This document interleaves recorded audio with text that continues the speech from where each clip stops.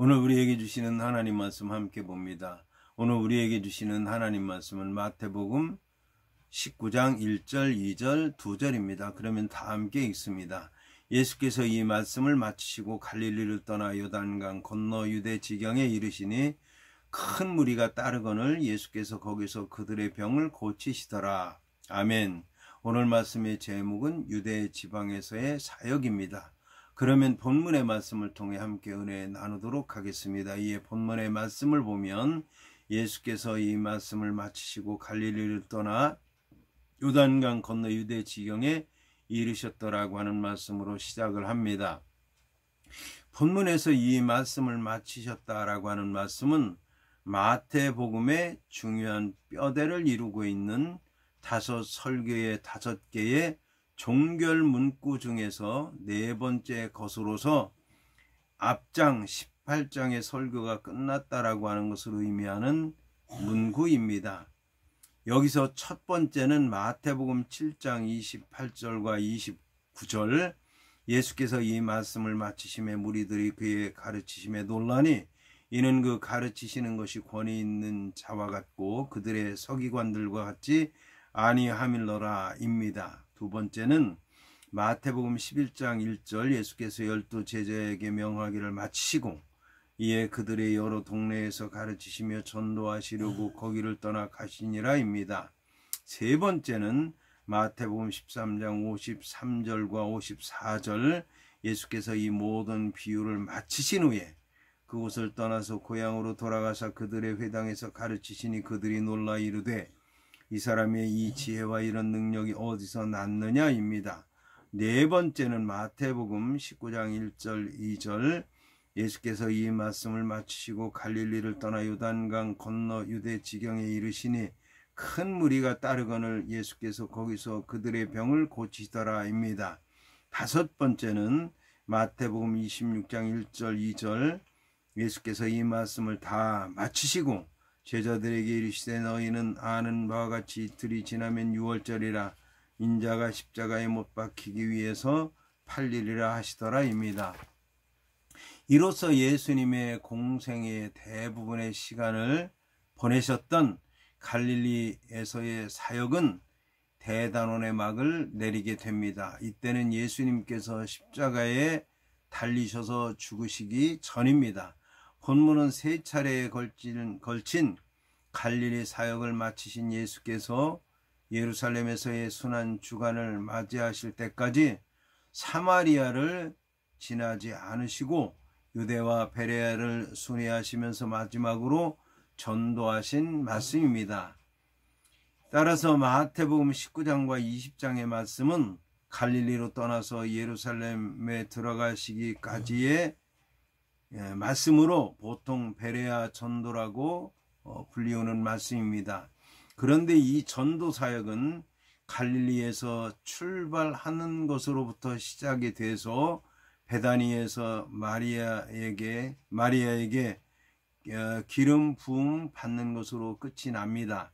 이 기간 동안에도 예수님께서는 계속해서 사람들로부터 기대와 환호를 받았지만 유대교 종교 지도자들로부터는 질시와 모함과 배척을 받으셨습니다. 본문의 요단강 건너 유대 지경이라고 하는 말은 요단강 동편 베레아를 가리킵니다. 예수께서는 유월절 잔치를 위해서 예루살렘으로 향하는 다른 수많은 유대인들과 함께 베레아를 지나서 예루살렘으로 순례 여행을 하고 계셨습니다. 유대인들은 거룩하지 않은 땅으로 생각하는 사마리아를 피해서 베레아로 통과하였습니다. 여기서 유대 지경이라고 하는 말은 어떤 구역을 얘기하는 것이 아니고 경계를 뜻합니다. 이 경우에 요단강 건너편과 유대 지경은 동격으로서 베레아가 유대 지방이 아니라 그 경계라고 하는 것을 드러내는 정확한 표현입니다. 한편 베레아라고 하는 이름의 뜻은 헬라어 문자 그대로 건너편에 해당하는 페라이아라고 하는 말로 요단 저편이라고 하는 또 다른 이름입니다. 이곳 베레아는 그 남쪽 경계가 헤롯의 요새인 마케루스로서 세례 요한이 처형을 당한 곳이며 북쪽의 경계는 야르묵 강까지로 비교적 넓은 비옥한 지역이었으며 예수님 당시 헤롯 안티파스의 통치 아래에 있었던 구역입니다. 한편 본문의 이 말씀은 복수형으로서 마태복음 18장에 나오는 말씀들입니다. 이 18장에 나오는 말씀들은 겸손과 인간 존중과 용서에 관한 여러 가지 말씀이었습니다. 예수님은 갈릴리 사역을 마치시고 요단강 건너편을 통과해서 유대 지역에 이르신 것입니다. 참으로 주님께서는 한순간도 쉬지 않으시고 자신의 사역 곧 복음 전파 사역을 계속하셨습니다. 이어서 본문은 큰 무리가 따르거늘 예수께서 거기서 그들의 병을 고치셨다고 말씀하고 있습니다. 본문에 큰 무리가 따랐다라고 하는 말과 관련해서 마가의 기록을 보게 되면 무리가 다시 모여들었다고 말씀하고 있습니다.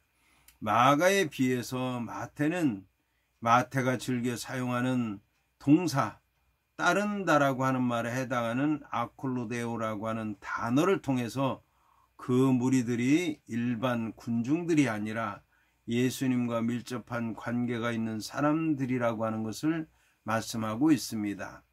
이 동사 아콜루데오라고 하는 말은 보통 따른다, 제자가 된다라고 하는 뜻을 지닌 단어인데 갈릴리에서 베레아까지 예수를 따라온 사람들은 결국 예루살렘까지 계속 예수를 따라다니는 제자들 무리라고 하는 것을 말씀하는 것입니다. 여기서 제자가 된다는 것을 나타내는 동사 아콜루데오라고 하는 단어는 21절과 27절에서도 다시 사용되고 있습니다.